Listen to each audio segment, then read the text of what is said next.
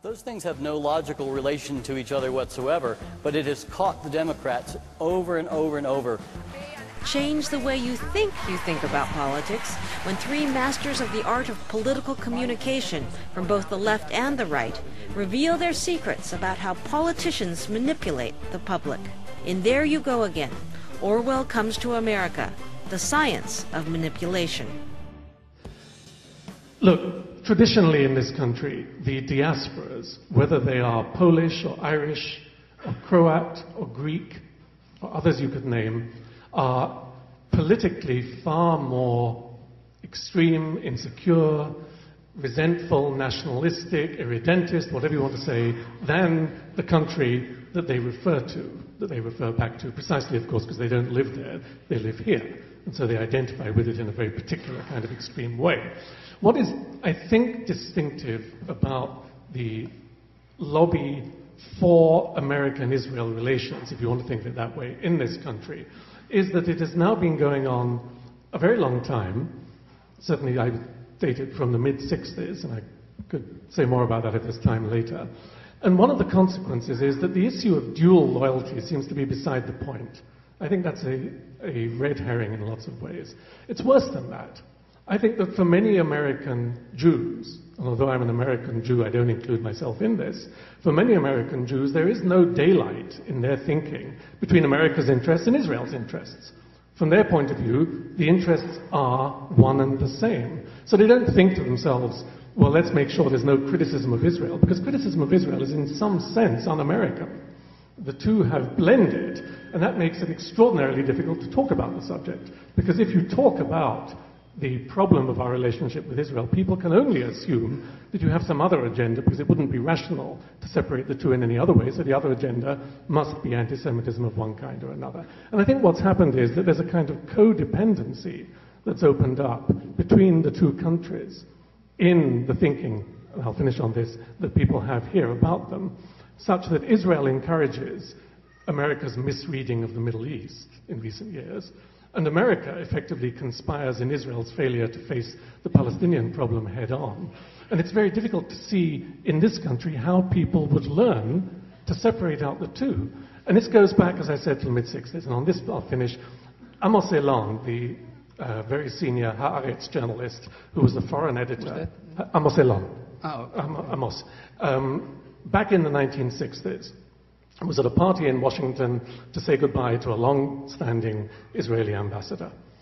And he asked the ambassador, what do you regard, off the record, what do you regard as your greatest achievement during your time here? And the ambassador said to him, Amos, my greatest achievement has been to convince Americans that anti-Zionism equals anti-Semitism. And I think that this is... Who was the ambassador?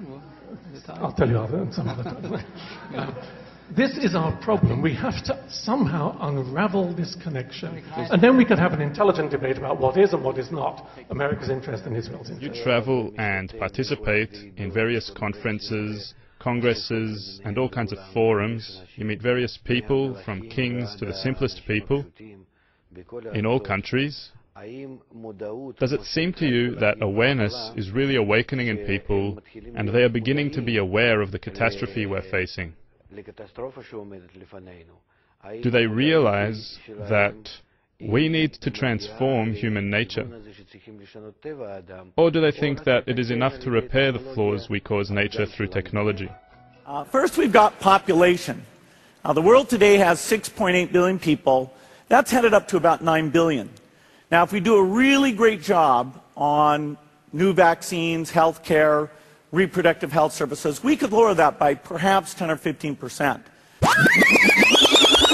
Now, if we do a really great job on new vaccines, health care, reproductive health services, we could lower that by perhaps 10 or 15%. Never doubt the magic of software. I can't say that very many people recognize the depths of change that is required. But many people are willing to change and are beginning to change. And I think it comes because wisdom has to grow also. So as people are beginning to change, perhaps they'll see that they have to go further.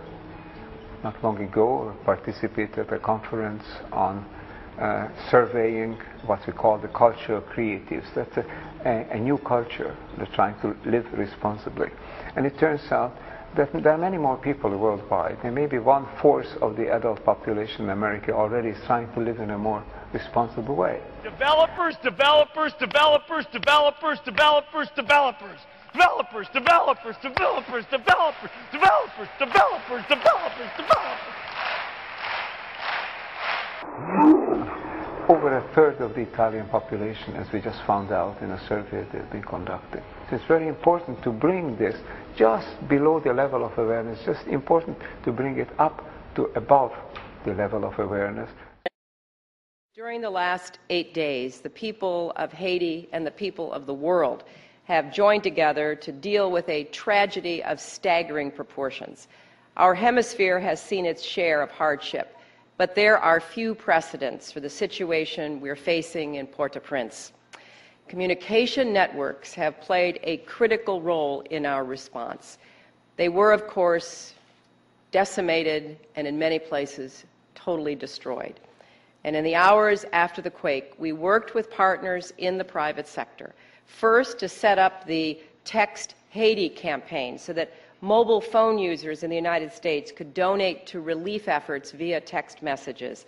That initiative has been a showcase for the generosity of the American people, and thus far it's raised over $25 million for recovery efforts.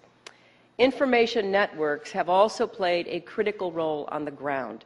When I was with President Préval in Port-au-Prince on Saturday, one of his top priorities was to try to get communication up and going. The government couldn't talk to each other, what was left of it, and NGOs, our civilian leadership, our military leadership were severely impacted. The technology community has set up interactive maps to help us identify needs and target resources.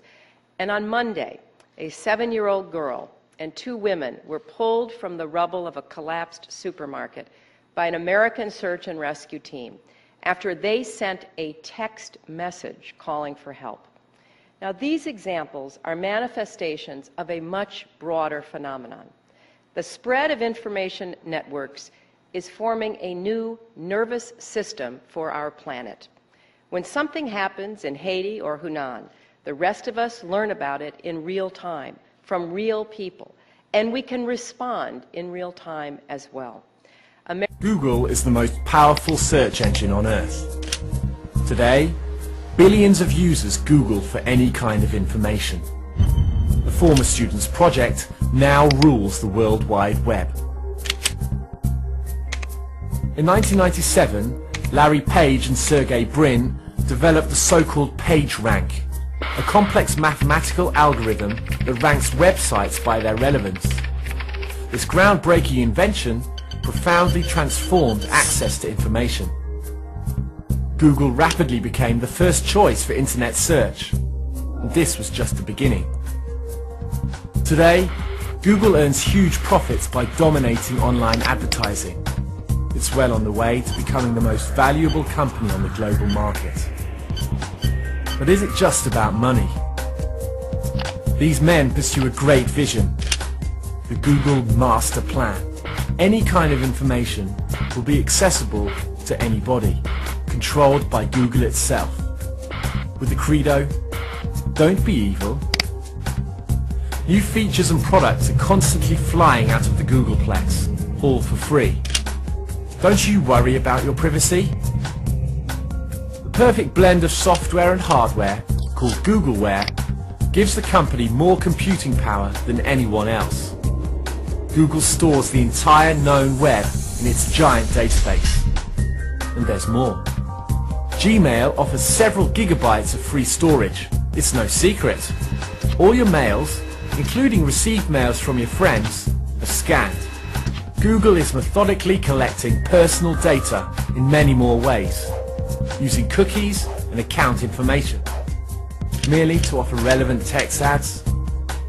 Google can create incredibly detailed dossiers on every one of us. A former CIA agent claims that Google is cooperating undercover with the US government, including the CIA. Though appearing to simply want the best for its users, Google has already begun to expand its online domination. Total control, and not merely on the web. Google is conducting research in the fields of molecular biology and genetics. What if Google had a file on you, even including your entire genetic data? Every human being would become completely transparent. What do you think? Does Google really worry about our privacy?